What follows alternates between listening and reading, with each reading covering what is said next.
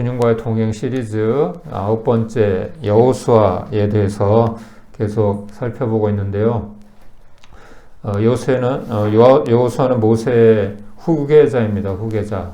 그래서 이스라엘 백성들이 이제 데리고 가나안 땅으로 이제 들어가게 되는데, 오늘 그 과정에서 첫 번째 관문을 이제 만나게 됩니다. 가나안 땅에 이제 전쟁하러 들어가는데, 가나안 땅에 있는 그 민족들과 전쟁을 해야 되는데, 오늘 첫 번째 그 과정 가운데서 일어나는 사건입니다. 그래서 제목이, 오늘 말씀 제목이 구원의 선택입니다. 구원은 선택이라는 제목인데요. 무엇이든지 우리가 선택을 해야 돼요. 우리 인생을 살다 보면 많은 선택을 하게 되고, 그리고 그 선택에 따른 결과가 있게 되죠. 그렇지 않나요? 그렇죠? 그래서 오늘 선택이 중요하다는 그런 또 좀 말씀을 드리고 싶은데, 이 한번 광고를 한번 보세요. 이 광고 혹시 기억나세요, 여러분? 이 1981년도에 럭키금성, 그때 지금은 LG지만은 그때는 이제 금성이라는 전자제품 회사가 썼던 광고 문구예요. 같이 한번 읽어볼까요? 순간의 선택이 10년을 좌우한다. 예.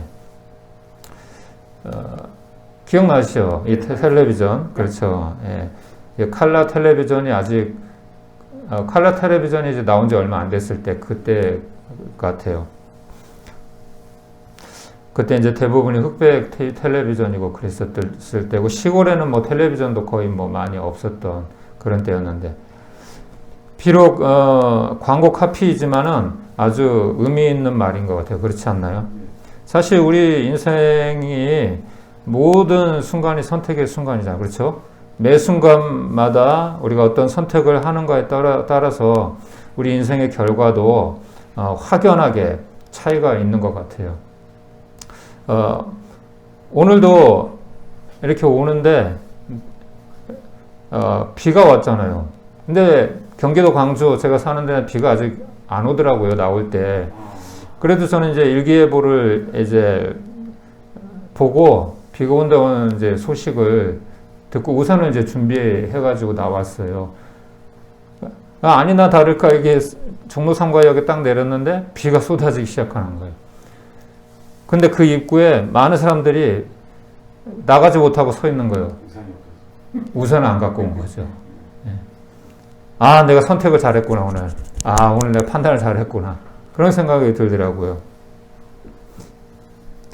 구원의 문제도 마찬가지라고 성경은 말합니다. 특히 어떤 믿음의 선택을 하는가가 구원과 심판으로 나눠진다는 거죠. 무엇을 믿느냐, 무엇을 믿고 따르느냐에 따라서 우리의 인생의 명암이 달라질 수 있다는 것입니다. 오늘 아주 평범한 한 사람을 통해서 이 믿음의 선택의 결과가 얼마나 큰 차이를 가지고 오는지 좀 살펴보려고 합니다.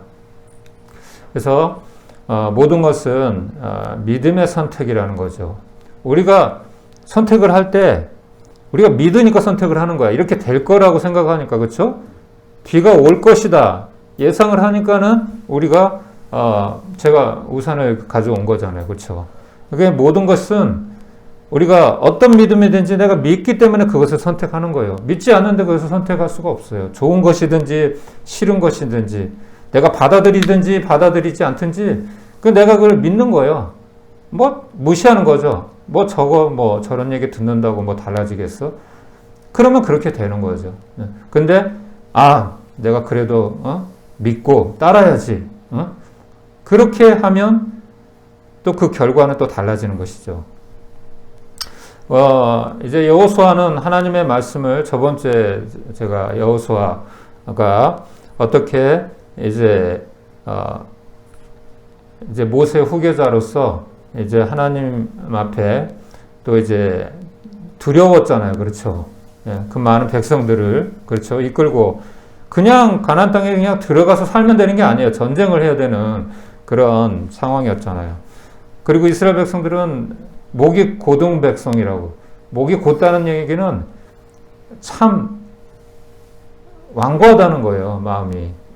그런 사람들을 데리고 이끌고 이제 그 가나안 땅에 들어간다는 것은 쉽지 않은 거였죠. 그래서 하나님께서 뭐라 그러셨어요? 뭐 하고 뭐 해라. 강하고 담대해라. 그렇죠. 두려워하지 말라. 그렇죠? 오직 이 율법의 말씀을 주야로 묵상하고 좌로나 우로나 치우치지 마라. 그러면 너의 길이 형통하게 될 것이다. 그렇게 말씀하셨습니다. 그래서 여호수아는 이 하나님의 말씀을 붙들고 이제 힘을 얻었어요. 그에게 필요한 것은 다른 어떤 것이 아니라 흔들리지 않는 마음이 필요했던 거죠. 1장 7절에 그렇게 말씀을 하잖아요. 오직 강하고 극히 담대하여 나의 종 모세가 내게 명령한 그 율법을 다 지켜 행하고 우로나 좌로나 치우치지 말라. 그리하면 어디로 가든지 형통하리니. 아멘. 그러니까 보통 이게 흔들리는 사람, 쉽게 흔들리는 사람들을 보면은 왜 그러냐면 기준이 없기 때문에 그런 거예요. 기준이. 명백한 기준이 없기 때문에.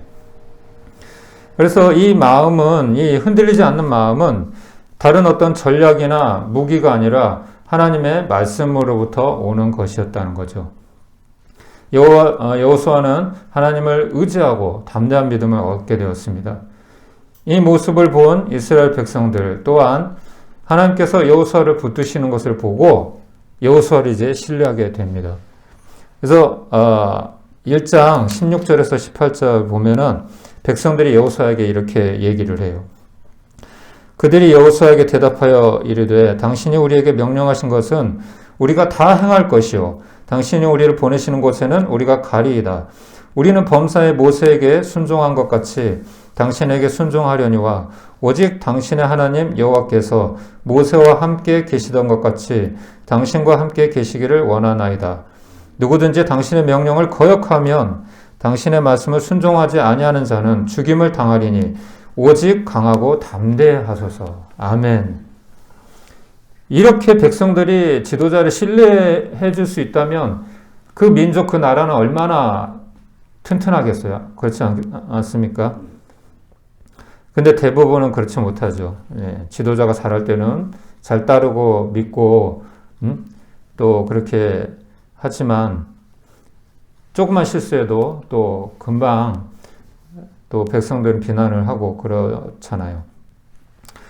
어쨌든 이제 전쟁 준비는 끝났습니다. 가나안 땅의 첫 번째 관문은 바로 여리고였습니다. 여리고는 이 그림에 보는 것처럼 견고한 성벽을 갖추고 있었고 당시에 어떤 민족도 쉽게 쳐들어올 수 없는 그런 철옹성이었어요. 결코 쉽지 않은 상대였습니다. 여호수아는 2명의 정탐꾼을 이제 이 첫 번째 전투의 대상인 여리고로 보냅니다. 2명의 정탐꾼은 요단강을 건너서 성 안에 침투해 들어가서 라합이라는 기생의 집에 하룻밤을 유숙하게 됩니다. 하지만 이들은 금방 발각이 되어서 왕이 그 수색대를 라합의 집에 보냅니다. 이 내용이 오늘 본문 우리가 같이 지금 읽었던 내용인데요. 하지만 라합은 오히려 그 정탐꾼들을 라합은 이 낯선 손님들이 사실 우리식으로 이렇게 얘기하면은 기생의 집에 왜 들어갔지? 이렇게 생각할 수 있잖아요. 근데 거기는 여인숙과 같은 곳이었어요. 그러니까 우리식으로 옛날식으로 얘기하면 주막. 그러면 좀 이해가 빠르실 거예요. 그래서 거기엔 손님들이 많이 왔다 갔다 했죠. 예. 그래서 이제 정탐꾼들도 거기서 하룻밤을 이렇게 유숙하게 되는데, 라합이 낯선 손님들을 자기 민족이 아닌지 금방 이게 티가 날 거 아니에요. 그렇죠? 낯선 사람들을 보니까 자기 민족이 아닌 것 같은 거죠. 분명히 이스라엘 민족이 보낸 첩자라는 것을 알고 있었을 것입니다. 하지만 그럼에도 불구하고 이 라합은 오히려 이 정탐꾼들을 도와줘요.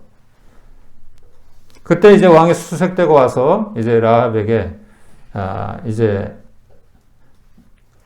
정탐꾼들이 여기 왔었다고 하는데 정탐꾼들 못 봤냐? 어디 있는지 아느냐? 본 적 없냐? 이렇게 이제 추궁을 할 때 오히려 라합은 정탐꾼들을 안전한 곳에 숨겨놓고 이 수색대를 따돌립니다. 아까 왔었다가 그 사람들 맞아 그 사람들 왔었는데 금방 갔다. 빨리 따라가라. 그러면 잡을 수 있을 것이다. 그렇게 이제 따돌립니다. 라합은 왜 정탐꾼들을 살려주었을까요? 그들이 다른 민족의 첩자임을 알면서도 그들을 도와주었을까요? 이 일은 자신의 민족의 입장에서 보면 어떻습니까? 반역행위예요. 반역행위. 그렇죠? 나라를 배신한 거죠. 또한 목숨을 걸어야 되는 일이에요. 그렇죠? 어쩌면 라합 자신뿐만 아니라 가족과 친척들까지 위험에 처할 수 있는 상황인 것이에요. 그렇죠? 일가족이 능지처참을 당할 수 있는 그렇죠? 나라를 배신하는 거니까. 라합은 무엇 때문에 이런 엄청난 모험을 했을까요? 그 이유가 8절에서 11절 오늘 방금 읽었던 말씀 다시 한번 읽어보겠습니다. 8절에서 11절 시작. 또 그들이 눕기 전에 라합이 지붕에 올라가서 그들에게 이르러 말하되 여호와께서 이 땅을 너에게 주신 줄을 내가 아노라. 우리가 너희를 심히 두려워하고 이 땅 주민들이 다 너희 앞에서 간담이 녹나니 이는 너희 애굽에서 나올 때에 여호와께서 너희 앞에서 홍해물을 마르게 하신 일과 너희가 요단 저쪽에 있는 아모리 사람의 두 왕 시온과 옥에게 행한 일 곧 그들을 진멸시킨 일을 우리가 들었음이니라. 우리가 듣자 곧 마음이 녹았고 너희로 말미암아 사람이 정신을 잃었나니 너희의 하나님 여호와는 위로는 하늘에서도 아래로는 땅에서도 하나님이시니라. 아멘. 라합은 무슨 이유인지는 모르겠는데 들어보지도 못했던 이방의 신 하나님의 존재를 믿었습니다. 그리고 그 하나님께서 어떤 일을 하셨는지도 들었어요. 그리고 자신의 민족도 이제 곧 망하게 될 것이라고 그렇게 확신을 했습니다. 9절에 그렇게 얘기하잖아요. 말하되 여호와께서 이 땅을 너에게 주신 줄을 내가 아노라. 우리가 너희를 심히 두려워하고 이 땅 주민들이 다 너희 앞에서 간담이 녹나니. 상식적으로 자기만 살겠다고 하는 거잖아요. 지금 자기 민족이 어떻게 되든지 망하든 말든지 자기 민족을 배신하는 매국 행위잖아요. 그렇죠? 그런데 성경은 이런 매국 행위를 왜 옳은 것처럼 옳은 선택으로 기록을 해 놓았을까요? 이것은 매국 행위가 옳다는 것이 아니라 이것은 하나의 상징이에요. 상징. 어떤 상징이냐면 이 라합을 통해서 구원은 오직 믿음으로 얻는다는 것을 상징적으로 보여주는 사건입니다. 그리고 이 구원의 길은 오직 하나라는 것이죠. 그것을 성경을 통해서 하나님이 우리에게 말씀해 주시고 있는 것입니다. 우리 이 말씀 같이 한번 읽어볼까요? 요한복음 14장 6절 시작. 예수께서 이르시되 내가 곧 길이요 진리요 생명이니 나로 말미암지 않고는 아버지께로 올 자가 없느니라. 아멘. 그래서 이 그림 보시면서 라합이 이런 상황이었을 거라는 거죠. 라합이 사람들을 숨겨주고 또 이제 구출해 주는 거죠. 그래서 구원이라는 것은 오늘 제목이 뭐죠? 구원은 선택. 구원은 선택이에요. 아멘. 느낌이나 사사로운 감정에 얽매여서는 안 되는 거예요. 오직 진리를 선택을 해야 되는 거예요. 그래서 라합의 선택은 올바른 것이었죠. 제가 오늘 내 느낌으로 오늘 비 안 올 거야. 뭐 금방 그친다고 했어. 그리고 우산을 안 갖고 왔으면 그럼 비 맞고 오는 거죠. 뭐 방법이 없잖아요. 그러니까 이 느낌 감정 의지하는 게 그게 진리가 아니에요. 진리는 뭐예요? 사실. 있는 사실. 이 성경은 사실이에요, 거짓이에요? 사실이잖아요. 그렇죠? 그러니까 우리는 느낌 감정 이렇게 우리가 믿는 게 아니에요. 말씀을 믿는 거. 아멘? 이 말씀을 믿어야 된다는 거죠. 그래서 라합의 선택은 올바른 것이었어요. 또한 구원은 제한적인 것이 아니라 보편적인 것입니다. 누구에게나 해당되는 것이죠. 어느 민족에게나 누구나 해당되는 것입니다. 라합은 기생이었어요. 비록 천한 기생 신분이었지만, 그리고 또 이스라엘 민족이 아니라 이방 민족이었어요. 그러나 하나님께서는 이 비천한 여인을 구원하여 주셨습니다. 마찬가지로 우리나라도 어때요? 우리나라가 원래부터 교회가 이렇게 많았나요? 100년 전, 130년 전만 해도 교회는커녕 뭐 병원, 학교 아무것도 없는 지지리도 가난한 못 사는 그런, 아무도 이 지구상에서 아무도 알아주지 않는 조그만한 정말 그런 땅덩어리였어요. 근데 하나님께서 불쌍히 여겨주셔서 선교사님들이 이 땅에 보내주셨고, 이 땅에 복음이 들어왔고, 교회가 많이 세워지고, 그리고 우리도 믿게 되었어요. 할렐루야. 이처럼 구원은 선민이라는 것은 선택받은 민족을 말하는 거예요. 즉, 이 선민이라고 말을 했던 이스라엘 민족에게만 해당되는 것이 아니라 어느 민족 누구에게나 해당되는 것입니다. 그리고 어떤 직업이나 귀천 여부가 중요하지 않은 것이죠. 오직 무엇으로 구원받습니까? 믿음. 아멘. 아시는데 또 틀릴까봐 정답이 없어요. 저만 녹화가 되니까 여러분들은 자신있게 얘기하셔도 돼요. 우리 말씀 로마서 1장 16절 같이 읽어볼까요? 시작. 내가 복음을 부끄러워하지 아니하노니 이 복음은 모든 믿는 자에게 구원해 주신 하나님의 능력이 됨이라. 먼저는 유대인에게요, 그리고 헬라인에게로다. 아멘. 비록 복음이 먼저 누구에게 왔어요? 유대인에게 왔잖아요. 이스라엘 민족에게. 그렇죠? 예수님이 그곳에 태어나셨잖아요. 그렇죠? 하나님이 그 백성을 먼저 선택하셨잖아요. 하지만 하나님의 뜻은 그 민족만 구원받는 게 하나님의 뜻이 아니었어요. 이 세상 모든 민족이 흑인이나 백인이나 뭐 황인종이나 다 구원을 받는 것이 하나님의 뜻이었어요. 그래서 그 복음이 이 조그마한 이 조선반도에도 들어온 것이죠. 그 하나님의 마음이라는 거예요. 하나님께서 이스라엘 민족을 구원하시기 위해서 이집트에 10가지 재앙을 내리셨을 때 오직 이스라엘 민족이 거주하는 고센 지역은 아무런 피해를 입지 않았습니다. 우리가 다 들었죠? 출애굽기를 통해서. 그 중에 이제 우박 재앙이 내릴 때 이집트인 중에서도 하나님의 말씀을 듣고 그대로 따라한 내용이 출애굽기 9장 20절 21절에 나옵니다. 한번 읽어볼까요? 시작. 바로 신하 중에 여호와의 말씀을 두려워하는 자들은 그 종들과 가축을 집으로 피하여 들였으나 여호와의 말씀을 마음에 두지 아니하는 사람은 그의 종들과 가축을 들에 그대로 두었더라. 아멘. 하나님의 말씀을 우리가 두려워할 줄 알아야 돼요. 예. 두려워한다는 것은 믿는다는 것이죠. 그래서 이 말씀을 듣고 이스라엘 민족뿐만 아니라 이집트인들도 이 말씀대로 한 사람은 피해를 입지 않았어요. 여러분 우박 보신 적 있어요? 여러분? 어떤 지역에는 우박이 주먹만한 이런 우박이 떨어진다고 그래요. 뭐 자동차 유리도 깨질 정도로. 이거 맞으면 사망이죠, 안 그래요?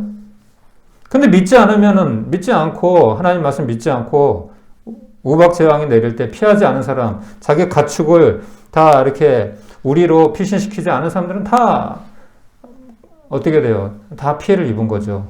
그런데 하나님의 말씀을 믿고 순종한 사람들은 이집트인들조차도 구원을 받았다는 거죠. 그래서 구원이라는 것은 이처럼 인간적인 생각으로 우리가 판단하고 선택을 할 수 있는 문제가 아니라는 거죠. 그래서 우리가 라합의 행위를 이렇게 보면은 이거 매국 행위 아니야? 이거 반역 행위 아니야? 이렇게 잘못된 것처럼 보이지만 이것은 믿음의 선택이었다는 것이죠. 공의라는 것은, 정의라는 것은 하나님의 진리, 말씀을 따르는 것이지 사람의 느낌, 감정, 경험, 뭐 세상의 이론, 사상, 철학 이런 것을 따르는 것이 아니에요. 우리가 이런 부분을 혼동하면 안 됩니다. 우리는 한 분 하나님을 믿고 절대 진리를 따르는 것입니다. 그러므로 라합의 행위는 하나님께서 보시기에 옳은 것이었고 결과적으로 구원을 받게 된 것입니다.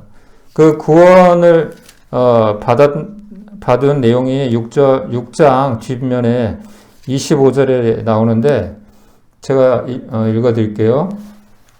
여호수아가 기생 라합과 그의 아버지의 가족과 그에게 속한 모든 것을 살렸으므로 그가 오늘까지 이스라엘 중에 거주하였으니 이는 여호수아가 여리고를 정탐하려고 보낸 사자들을 숨겼음이었더라. 아멘. 이 결과를 보고 나면은 라합의 선택이 옳은 것인가요? 잘못된 것인가요? 옳은 것이었죠. 옳은 것이었죠. 어쩌면 이웃에게도 아마 얘기를 했을 수도 있어요. 우리 같이, 우리 하나님을 믿읍시다. 그렇게 이웃 사람들에게도 아마 이 사실을 아마 전달했을 수도 있어요. 하지만 따르지 않았던 것이죠. 그래서 라합과 라합의 가족만 구원을 받게 된 것입니다. 이 사건을 보면은 사도 바울이 빌립보 감옥에 갇힌 일이 떠오르는데 이런 일이 있었어요. 사도 바울이 빌립보 지역에서 복음을 전하다가 바울과 실라가 감옥에 갇히게 됩니다. 그리고 그 감옥에서 이제 바울과 실라가 밤에 기도하고 찬송을 해요. 그런데 갑자기 땅이 흔들리더니 지진이 일어나더니 그 묶여있던 쇠사슬이 다 풀어지는 거예요. 그래서 이제 거기에 책임자인 간수장이, 교도관이 아이고 감옥이 텅텅 비어있는 거야. 감옥 문은 활짝 열려있고 죄수들은 하나도 안 보이는 거예요. 아이고 나는 죽었구나 이제. 그 자살하려고 하는데 사도 바울이 멈춰라. 죽지마 나 여기 있다. 우리 다 여기 있다. 도망가지 않았어요. 도망가지 않고 대부분이 다 기독교인들이었겠죠. 예수님을 믿다가 핍박을 받고 감옥에 다 갇힌 사람들이었겠죠. 그리고 이제 사도 바울이 교도관이 간수장이 사도 바울에게 보통 사람이 아닌 게 딱 느껴지잖아요. 이런 일이 일어나는 것과 정말 이 사람은 하나님을 믿는 사람이구나. 하나님은 정말 살아계신 분이구나. 선생님, 제가 어떻게 해야 구원을 받을 수 있겠습니까? 이렇게 교도관이 사도 바울에게 물어봤을 때 이 말을 합니다. 같이 읽어볼까요? 시작. 이르되 주 예수를 믿으라. 그리하면 너와 내 집이 구원을 받으리라 하고. 아멘. 이것이 저와 여러분의 고백이기를 바랍니다. 라합의 선택은 목숨을 건 선택이었어요. 그러므로 진리를 위해서는 우리는 이런 결단이 필요합니다. 감정, 사사로운 감정, 그런 것이 우리 생명을 살려주는 것이 아니죠. 성경은 이러한 사실을 이 사건을 통해서 상징적으로 보여주는 것이에요. 결과적으로 라합 자신뿐만 아니라 가족과 친척들까지 다 구원을 받게 된 것이죠. 이와는 반대로 하나님의 선민이라고 이렇게 떠드는 이스라엘 민족은 어떻게 됐습니까? 결과적으로 전적인 하나님의 은혜로 가나안 땅에 들어갔어요. 전쟁에서 승리해서 많은 민족과 싸워서 하나님의 도우심으로 그 많은 민족들을 다 물리치고 이 가나안 땅을 차지했어요. 하지만 나중에 수도 없이 하나님을 배신하고 이방신을 섬기다가 결국에는 멸망을 받고 맙니다. 우리가 다 아는 것처럼. 뿐만 아니라 그들의 후손들은 또 어떻습니까? 우리가 신약 성경에 보면은 성경의 약속대로 메시아, 그들이 그렇게 기다리던 메시아를, 구세주를 보내주셨는데 어떻게 했어요? 오히려 배척하고 받아들이지 않고 조롱하고 핍박하고 십자가에 결국은 못 박아 죽였습니다. 이처럼 믿음이라는 것은 저절로 주어지는 것이 아니에요. 선택입니다. 선민이라고 자동적으로 그냥 구원받는 게 아니에요. 모태신앙이라고 해서 천국에 보장되어 있는 것이 아닙니다. 끝없는 믿음의 선택을 해야 하고 천국에 들어가는 순간까지 믿음의 싸움을 해야 하고 믿음의 경주를 해야 합니다. 아멘. 사실 라합의 믿음은 하나님께서 주신 것이었어요. 그래서 믿음은 선물이라고 합니다. 우리 같이 에베소서 2장 8절 9절 읽어볼까요? 시작. 너희는 그 은혜에 의하여 믿음으로 말미암아 구원을 받았으니 이것은 너에게서 난 것이 아니요 하나님의 선물이라. 행위에서 난 것이 아니니 이는 누구든지 자랑하지 못하게 함이라. 아멘. 그래서 우리는 나 예수 믿어. 나 교회 맺는데 저 예수 안 믿는 것들 참 부도덕하고 그렇게 말하면 안 돼요. 내가 잘나서 우리는 잘났나요? 뭐 우리는 의로운가요? 아니잖아요. 똑같은 죄인이잖아요. 근데 전적으로 하나님의 은혜로 우리가 구원받은 거예요. 할렐루야! 네. 절대 자랑할 게 안 되는 거죠. 더 겸손해져야죠, 더. 예수님이 이 땅에 오셔서 자기를 드러내셨나요? 그렇지 않잖아요. 예수님이 얼마나 겸손한 모습을 보여주셨어요. 하나님 자신이고 하나님 아들이시지만. 그래서 믿음은 결코 사람의 의지로 믿는 것이 아니에요. 지식적으로 그냥 깨달아지는 게 아니에요. 내가 안다고 해서 믿어지는 게 아니에요. 이것은 상징적으로 라합이 하나님의 은혜를 믿고 구원받은 것처럼 우리도 또한 전적으로 하나님의 은혜가 필요한 것이에요. 할렐루야. 그리고 라합은 또한 놀랍게도 예수님의 족보의 반열에 들어갔어요. 우리 마태복음 1장 5절에서 6절 같이 읽어볼까요? 시작. 살몬은 라합에게서 보아스를 낳고 보아스는 르sek에서 오벳을 낳고 오벳은 이새를 낳고 이새는 다윗 왕을 낳으니라. 다윗은 우리아의 아내에게서 솔로몬을 낳고. 할렐루야. 예수님이 누구의 후손으로 오셨어요? 다윗의 후손으로 오셨잖아요. 그러면은 라합은 예수님의 조상인 거예요. 여러분이 만약에 조상 중에 세종대왕이나 뭐 이순신 장군이 있다고 해보세요. 얼마나 영광스러운 일이에요. 또 반대로 뭐 별로 이렇게 그냥 평범한 가문인데 대단한 가문도 아닌데 그런 가문에서 대통령이 나오고 국회의원이 나왔다. 얼마나 영광스러운 일이에요. 안 그래요, 여러분? 여기 나오는 이 살몬이라는 이 사람 있잖아요. 이 사람은 여호수아가 파견했던 그 오늘 나오는 정탐꾼 있죠? 2명의 정탐꾼 중에 1명이라고 말을 하더라고요. 물론 성경에 그렇게 나오지는 않아요. 하지만 그럴 가능성은 있죠. 라합이 믿음의 선택을 했을 때 이런 놀라운 결과를 얻게 된 것입니다. 라합은 비록 이 땅에서는 비천하고 인정받지 못하는 삶을 살았지만 하나님께 인정받은 것입니다. 우리 오른편 강도, 예수님과 함께 십자가에 못 박힐 때 양편에 강도가 있었죠? 오른편, 왼편. 오른편 강도 마지막에 구원받은 얘기도 아시잖아요. 그렇죠? 이처럼 믿음은, 구원은 이 순간의 선택이라는 거예요. 그 죽는 순간에 주님 저를 기억해 주십시오. 그 한마디로, 그 믿음의 고백으로 구원받은 것이잖아요. 내가 오늘 나와 함께 낙원에 있을 것이다. 우리도 마찬가지가 아닐까요? 믿음으로 하나님의 자녀가 되고 천국 백성이 되었다는 것이에요. 어쩌면 이 일이 지금은 대단한 일처럼 느껴지지 않을 수 있죠. 하지만 이것은 엄청난 기적이고 놀라운 은혜인 것입니다. 왜냐하면 사망에서 천국으로 천국 백성이 된 사건이기 때문이에요. 누가복음 16장에 보면은 거지 나사로와 부자 이야기가 나와요. 여러분 이 내용 아시죠? 뭐 길게 설명 안 해도 될 것 같고 나중에 죽은 후에 나사로는 천국에 가고 그렇죠? 그래서 아브라함의 위로를 받게 되고 부자는 지옥에 가서 영원히 고통을 받게 됩니다. 같이 한번 읽어볼까요? 제가 여기 없네요.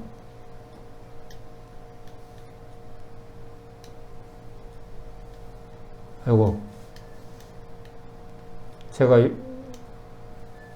아브라함이 이르되 얘 너는 살았을 때 좋은 것을 받았고 나사로는 고난을 받았으니 이것을 기억하라.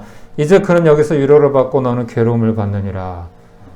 지옥불에서 너무 뜨거우니까 아브라함이요, 아버지 아브라함이요, 거기는 나사로를 저한테 보내서 그냥 물 한 방울이라도, 한 컵도 아니고 한 방울이라도 좋으니까 저에게 제 혀를 좀 적셔달라고. 그때 한 얘기예요. 그때. 여러분 이처럼 순간의 선택이 어때요? 천국과 지옥이 갈라지는 거예요. 천국과 지옥이. 하늘 땅만큼 큰 거죠. 라합과 나사로는 비록 이 땅에서는 소망이 없었지만 그렇죠? 그들은 믿음의 선택으로 영원한 하늘 소망을 얻게 된 것입니다. 이것은 이론에 불과한 얘기가 아니에요, 여러분. 나와 관계없는 동화나 소설 속의 이야기가 아니에요. 우리 자신의 이야기가 될 수가 있어요. 어떤 선택을 할지는 우리 각자의 몫이지만 그 결과는 확연하게 달라질 것입니다. 이제 라합은 창에 줄을 달아서 정탐꾼들을 무사히 성을 빠져나가게 합니다. 그때 정탐꾼들은 라합과 약속을 했어요. 우리가 올 때 이 줄을 그대로 달아놓으면 이 줄을 보고 당신 가족을 구원해 주겠다. 이렇게 약속을 합니다. 라합은 약속대로 줄을 달아놓았고 후에 이스라엘 백성들이 다시 여리고에 쳐들어왔을 때 이 줄을 보고 이제 라합과 그 가족을 구원해 준 것이죠. 그 전쟁통에 뭐가 보이겠어요? 근데 그 줄이 보였던 것이죠. 바로 이 줄이 정탐꾼들도 살려주고 라합과 그 가족들도 살려준 생명줄이었어요. 공교롭게도 그 줄의 색이 맞춰보세요. 무슨 색이었을까요? 맞아요. 붉은색이었어요. 이것은 바로 이것은 십자가에서 죽으신 예수님의 보혈을 상징하는 것입니다. 이처럼 구원이라는 것은 오직 예수님의 보혈로 공로로 인한 것이에요. 다른 길은 없다는 것이죠. 그리고 이 구원을 상징하는 사건이 또 하나 있는데 그것이 바로 노뱀 사건입니다. 이스라엘 백성들이 광야에서 모세와 하나님에 대해서 원망할 때 하나님께서는 이제 더 이상 못 참고 사막에 불뱀을 보내셔서 징계했습니다. 그리고 많은 사람들이 불뱀에 물려서 고통을 받고 죽어가고 있는 그 가운데 모세가 하나님 앞에 기도하고 용서를 구하자 하나님께서는 구리뱀을 만들어서 장대에 높이 달라고 하시고 이것을 쳐다보는 사람은 다 살 것이라고 이렇게 말씀하셨어요. 그런데 신기하죠? 그 중에서도 쳐다보는 사람이 있고 쳐다보지 않는 사람이 있는 거예요. 하지만 성경의 기록에는 쳐다본 사람은 다 살게 되고 쳐다보지 않는 사람은 즉 하나님의 말씀을 우습게 여기고 무시한 사람들은 다 죽었다는 것이죠. 이 말씀을 인용해서 예수님께서도 이렇게 말씀하십니다. 같이 한번 읽어볼까요? 요한복음 3장 14절에서 16절 시작. 모세가 광야에서 뱀을 든 것 같이 인자도 들려야 하리니 이는 그를 믿는 자마다 영생을 얻게 하려 하심이니라. 하나님이 세상을 이처럼 사랑하사 독생자를 주셨으니 이는 그를 믿는 자마다 멸망하지 않고 영생을 얻게 하려 하심이라. 아멘. 우리 요한복음 3장 16절은 다 알지만 그 전에 있던 말씀들을 우리가 잘 몰랐잖아요. 바로 이 말씀을, 이 구약에 있는 이 말씀을 인용한 것이에요. 모세가 이렇게 구리뱀을 들었던 것처럼 인자도 들려야 된다는 것이죠. 그리고 이것을 쳐다보면 구리뱀을 쳐다보면 살았던 것처럼 예수님을 쳐다보는 사람은 구원을 얻는다는 것이죠. 믿는 사람은. 이처럼 구원은 과거에도 지금도 오직 믿음으로만 말미암는 것이고 그 선택은 정죄 없는 생명에 이르게 됩니다. 심판 없는 구원에 이르게 됩니다. 우리 마지막으로 우리도 선택을 이제 해야 돼요. 우리가 선택할 때가 이제 왔어요. 이게 남 얘기가 아니라 우리가 이제 선택을 해야 되는 거죠. 요한복음 5장 24절 읽고 마치겠습니다. 내가 진실로 너에게 이르노니 내 말을 듣고 또 나 보내신 이를 믿는 자는 영생을 얻었고 심판에 이르지 아니하나니 사망에서 생명으로 옮겼느니라. 아멘. 우리 모두 올바른 믿음의 선택을 해서 이 땅에서도 하나님께 인정받고 또 죽어서도 심판에 이르지 않고 영원한 하나님의 나라에 들어가는 복된 인생이 되시기를 예수 그리스도의 이름으로 간절히 축원합니다. 아멘. 기도하겠습니다. 지금은 우리 구주 예수 그리스도의 은혜와 하나님 아버지의 무한하신 사랑과 성령님의 감화 감동, 위로 교통 충만하신 은혜가 오늘 또 말씀을 통해서 또 담아 한 주간 올바른 선택을 하며 믿음의 선택을 하며 살아가기를 다시 한번 결단하는 우리 프레이포이 교회 성도님들 한 분 한 분 가운데 또한 우리 교회와 우리 또 모든 사역자 또 우리 사역위에 이제부터 영원까지 함께 있을지어다. 아멘.